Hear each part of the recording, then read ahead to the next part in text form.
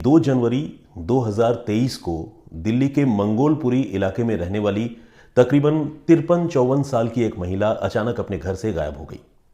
नाम था मीना वधावन। मीना वधावन दोपहर को किसी काम से अपने घर से बाहर निकली थी, लेकिन इसके बाद वो घर लौटकर नहीं आई।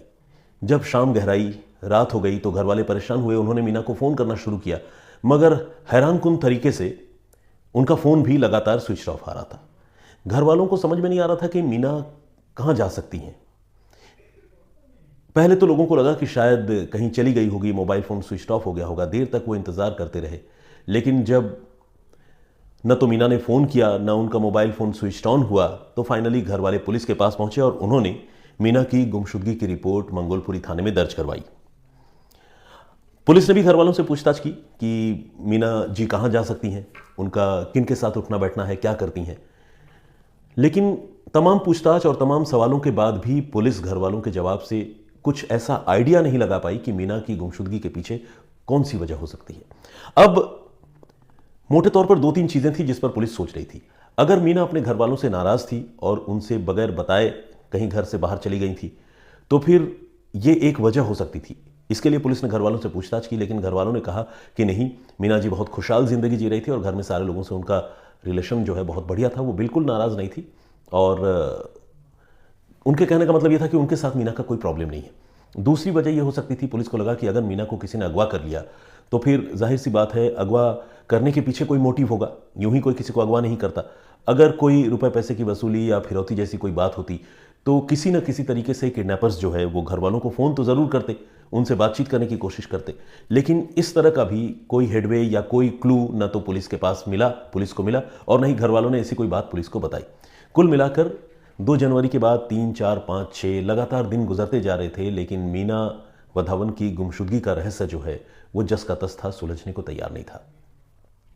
इसके बाद अचानक तकरीबन 10 रोज बाद 12 जनवरी को मंगोलपुरी थाने से वधावन परिवार को एक फ़ोन आता है। फ़ोन करने वाले पुलिसकर्मी ये बताते हैं कि उन्होंने एक महिला की लाश बरामद की है जिसकी उम्र तकरीबन 53-54 साल की लगती है। एक बार वो आकर ये देख कर जाएं कि ये लाश वाकई उन्हीं के फैमिली मेंबर मीना वधावन की है या नहीं है। ये सुनकर घर वाले बुरी तरह घबरा जाते हैं। कोई भी होता तो घबरा जाता, लेकिन घर वालों के पास कोई चारा नहीं था। वो भागे भागे मंगोलपुरी पुलिस स्टेशन पहुंचते और पुलिस वहां से उनको मॉर्ग लेकर जाती है, यानी पास के ही पोस्टमार्टम हाउस में, सरकारी अस्पताल के पोस्टमार्टम हाउस में। और वहां जो लाश घर वालों को दिखाई जाती है उसे देखकर घर वालों की हालत बेहोश हो जाने जैसी होती है। वो बहुत ही डर जाते हैं और सदमे में डूब जाते हैं।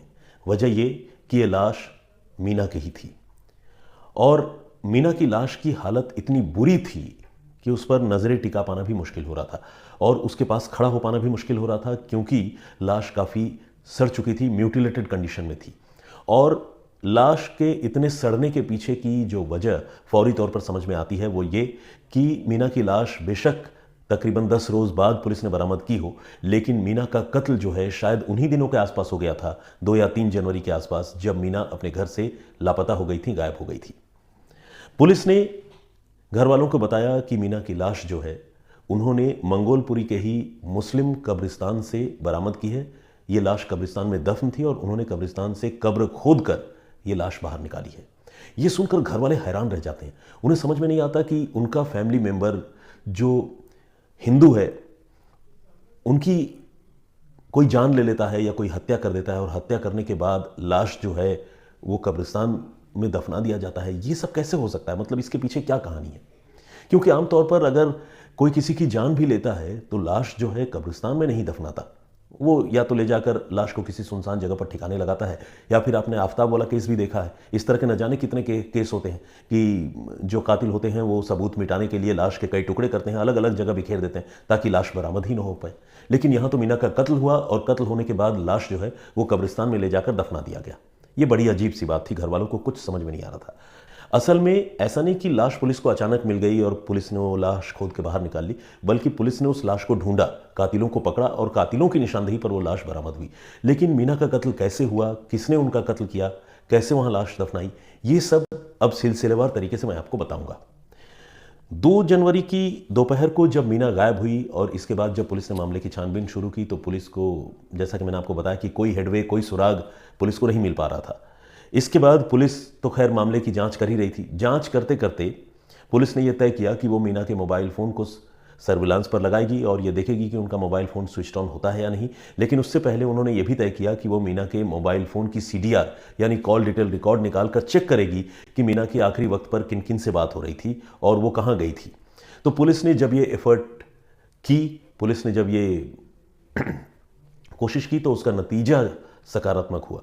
मीना की CDR में पुलिस ने 2 लोगों के नंबर देखे जिनसे उनकी आखिरी बार बात हुई थी और यह बातचीत 2 जनवरी की शाम को हुई थी।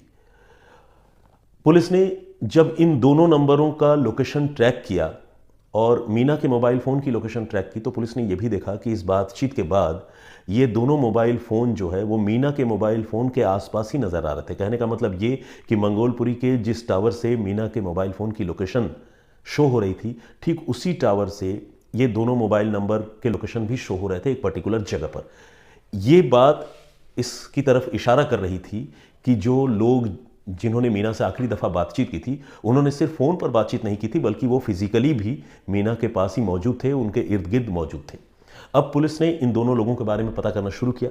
इनमें एक शख्स का नाम मोहम्मद मुबीन है जो एक ऑटो ड्राइवर है और दूसरे शख्स का नाम नवीन है जो फुटपाथ में छोटी मोटी दुकान लगाता है और एक स्मॉल टाइम बिजनेसमैन जिसे आप कह सकते हैं वो कारोबार करता है। तो मुबीन और नवीन को अब पुलिस जो है वो तलाश रही थी। मुबीन पुलिस के हाथ जल्द ही लग गया और जैसे ही पुलिस ने मुबीन से पूछताछ शुरू की तो मुबीन ने मीना को जानने की बात तो कही। उन्होंने कहा कि हाँ, उनकी मीना से मुलाकात थी, वो अच्छी तरह जानता है और मीना से 2 जनवरी को उसकी बातचीत भी हुई थी। लेकिन उसने मीना का कत्ल करने या मीना की जान लेने जैसी बात से साफ साफ इनकार कर दिया। बल्कि पुलिस की हिरासत में वो बहुत हैरानी जता रहा था कि अरे मीना जी को क्या हो गया, मैं तो कई सालों से उनको जानता था। पुलिस ने तो खैर मुबीन को थोड़ी देर तक होल्ड पर रखा और उसके बाद उन्होंने नवीन को पिक किया और नवीन को पिक करने के बाद उससे भी वही सवाल पूछे, पूछताछ की। नवीन जो है वो मुबीन की तरह शातिर नहीं था।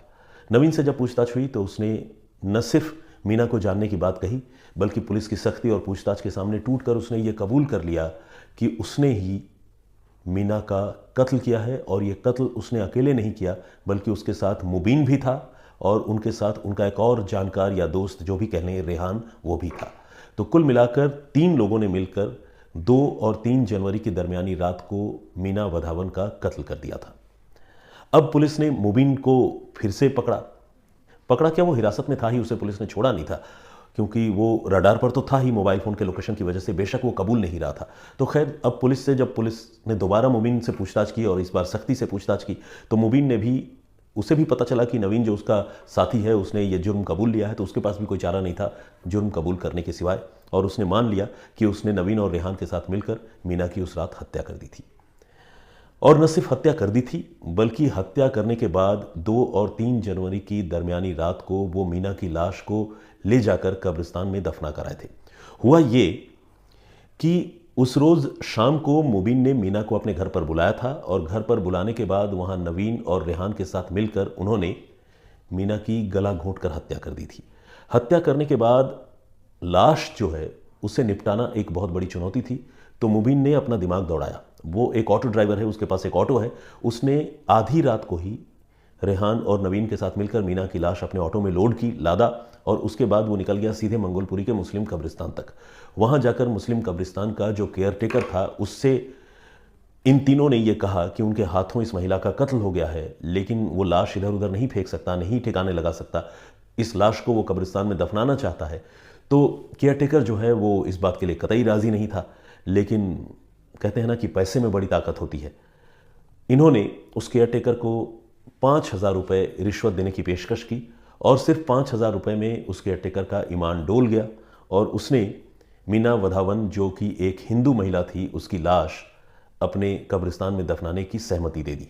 इसके बाद इन तीनों के साथ उस केयर टेकर ने भी मिलकर रातों रात कब्रिस्तान में खुदाई की और खुदाई करने के बाद कब्र बनाया और कब्र बनाने के बाद उस महिला की लाश को, मीना की लाश को वहीं दफना दिया और उसके बाद चारों डिस्बर्स हो गए, अपने अपने घर चले गए।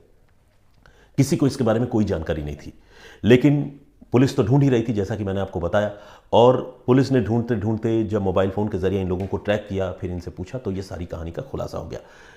ये तो रही कत्ल की बात और कत्ल के बाद उनके लाश को दफना देने की बात। लेकिन सवाल यह है कि मीना वधावन का इन तीनों ने कत्ल क्यों किया? इन तीनों के साथ उनकी क्या दुश्मनी थी?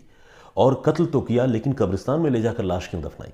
तो इन दोनों सवालों का जवाब कुछ यूं है कि मीना वधावन एक स्मॉल टाइम फाइनेंसर थी।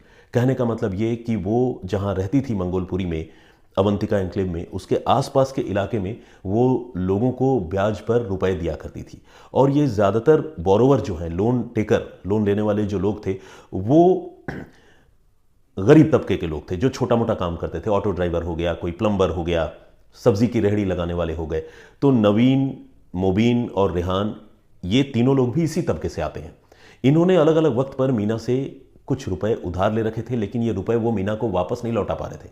और मीना जो ब्याज पर रुपए देने का काम करती थी, वो कोई कमज़ोर महिला नहीं थी, क्योंकि इस तरह का काम कोई आम आदमी, या जिसे कहते हैं ना कि बहुत बहुत सॉफ्ट आदमी इस तरह का काम नहीं कर सकता। पैसे के लेन देन के मामले में थोड़ा इंसान को दबंग होना पड़ता है, और मीना जो है बिल्कुल दबंग किस्म की महिला थी। और वो अब इन तीनों को बुरी तरह से डरा धमका रही थी और कह रही थी कि ब्याज के साथ उसका मूलधन उसे वापस करे, वरना इन तीनों के लिए आने वाले दिन बहुत मुसीबत भरे हो सकते हैं। अब ये तीनों चूंकि मीना के जाल में फंसे हुए थे, लोन के जाल में फंसे हुए थे, तो इन तीनों का कॉमन इंटरेस्ट था कि वो मीना से छुटकारा पाए। तीनों ने आपस में बातचीत की, और बातचीत करके मुबीन और नवीन ने 2 जनवरी को मीना को बुलाया और धोखे से अपने घर ले जाकर इन्होंने मीना की हत्या कर दी। मीना की गला घोंटकर और तकिए से सांस रोककर उनकी जान ली, और उसके बाद लाश को कब्रिस्तान में ले जाकर दफना दिया। अब सवाल यह है कि कब्रिस्तान में ले जाकर लाश क्यों दफनाई, कहीं फेंका क्यों नहीं? तो इसके पीछे सिंपल सी वजह यह है कि इन तीनों को यह लगा कि अगर वो लाश को कहीं फेंक देते हैं और वो लाश बरामद हो जाती है, तो आज नहीं तो कल उस लाश के सहारे जो है पुलिस इस मामले की तफ्तीश करेगी, और हो सकता है कि वो पकड़े जाएं। फिर लाश को कहीं ले जाकर फेंकना वो भी खतरे से खाली नहीं था। लाश के टुकड़े करना वो सबके बस का रोग नहीं है। तो इन लोगों ने फाइनली ये तय किया कि वो जो है मीना की लाश जो है वो कहीं उसका अंतिम संस्कार करेंगे। और इसी के बाद मुबीन ने और रेहान ने दिमाग लगाया और मुस्लिम कब्रिस्तान के केयरटेकर से बात की। इत्तेफाक से 5,000 रुपयों के सामने वो भी इस काम के लिए तैयार हो गया, और उन्होंने ले जाकर लाश जो है उस कब्रिस्तान में दफना दी। तो ये थी पूरी कहानी, जिसे दिल्ली पुलिस ने सक्सेसफुली सॉल्व किया। दिल्ली पुलिस गुमशुदा मीना को बरामद नहीं कर पाई, अलबत्ता मीना के कत्ल के तकरीबन 10 दिन बाद उनकी लाश कब्र से खोद कर निकाली और उसे पोस्टमार्टम के लिए भी भिजवाया। और पोस्टमार्टम में उनके कत्ल की वजह जो है स्मॉदरिंग और स्ट्रैंगुलेशन, यानी गला घोंटना और सांस रोकना, ये दोनों वजहें सामने आई। तो ये तो इन्वेस्टिगेशन की बात रही जिसे दिल्ली पुलिस ने पूरा किया। इस कहानी का जो सबसे शॉकिंग एलिमेंट था वो ये था कि कोई किसी का कत्ल करे और कत्ल करने के बाद खुद अपने हाथों से उसका अंतिम संस्कार करे, ये बात बड़ी चौंकाती है। बेशक अंतिम संस्कार करने के पीछे वजह जो भी हो, और वो वजह खुद इनके लिए एक डिफेंस मैकेनिज्म अपने लिए इन कातिलों का तैयार करना था, लेकिन है तो वजह बड़ी अजीब, क्योंकि आमतौर पर इंसान किसी का कत्ल करने के बाद उसका अंतिम संस्कार नहीं करता, लेकिन ये मामला कुछ ऐसा ही था। लेकिन इत्तेफाक से अंतिम संस्कार जो है वो मुस्लिम रीति रिवाज से हुआ था, कब्रिस्तान में हुआ था, तो इन्होंने लाश वहाँ से बरामद भी पुलिस ने कर ली। अदरवाइज अगर इन्होंने, चूंकि मीना एक हिंदू महिला थी, अगर किसी शमशान में ले जाकर मीना का अंतिम संस्कार करते तो 2 बातें हो सकती थी, या तो शमशान का केयरटेकर राजी होता या नहीं भी होता, पता नहीं। अगर नहीं होता तो भेद खुलने का बहुत बड़ा डर था। और दूसरा ये कि अगर मान लीजिए शमशान घाट में मीना की लाश को आग के हवाले कर दिया जाता, अंतिम संस्कार कर भी दिया जाता, तो बेशक लाश बरामद नहीं होती, लेकिन जिस तरह से पुलिस ने इस मामले की तफ्तीश की, शमशान घाट का केयरटेकर जो है उसकी गवाही होती, उसकी निशानदेही पर पुलिस मीना की लाश के जो अवशेष हैं या राख है, चाहे जो भी हो, वो पुलिस बरामद करती है। और ये गुनहगार तो खैर मोबाइल फ़ोन के सर्विलांस और लोकेशन से ही पकड़े जाते। तो कुल मिलाकर केस खुल जाता ज़रूर, लेकिन इतना ज़रूर है कि लाश रिकवर होने पर जो एक बहुत प्रोमिनेंट एविडेंस पुलिस के हाथ अब लगा है, शायद लाश जला दी जाती तो वो एविडेंस पुलिस के हाथ नहीं लगता। ये कहानी यहीं तक। इस कहानी पर आप क्या सोचते हैं, आपकी राय क्या है? प्लीज़ अपनी बात हमें कमेंट बॉक्स में लिखकर ज़रूर बताएं।